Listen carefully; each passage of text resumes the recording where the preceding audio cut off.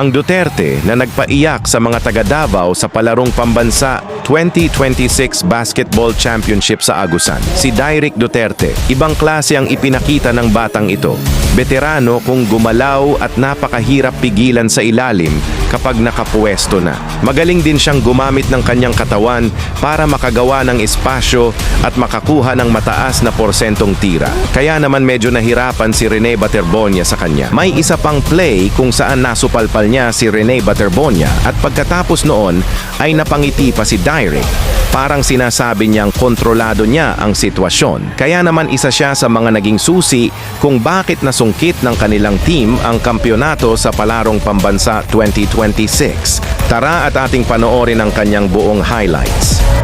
Nung siya pa ang nakaupo, ramdam natin ang kaligtasan. Pagkat dahil sa kanya, ang krimen ay nabawasan. Mga adik inorasan at sila ay pinasuko. Sa bayan kong Pinas, siya ang tunay na may puso. Ngunit ngayong tapos na ang kanyang panunungkulan. Kung tratuhin ng gobyerno ay parang salot sa lipunan. Siya'y pinagkaisahan ng mga nakaupo. Sa laban mo, kasama kaming mga taga-Cotabato. Ganito ba talaga ang batas sa Pilipinas? Sino pa yung nasa tama? Ay siya ba ang nakaposa? Puti pa yung mga adik, meron kayong malasakit. Eh paano naman yung ginahas at pinatay ng adik? Sa una niya nakasambi ang pagkamalapat silap. Yung baso ba ni matay mo tagaw ang makagilag? Araw-araw may patayan na tila babaligsahan. At ang mga mahihirap ay lalo pang nahirapan. Duterte pa rin kahit na ano man ang mangyari. Duterte ang pinakamagaling na presidente. Sa laban mo Duterte, kakampi mo ang marami. Noon hanggang ngayon Duterte pa rin kami.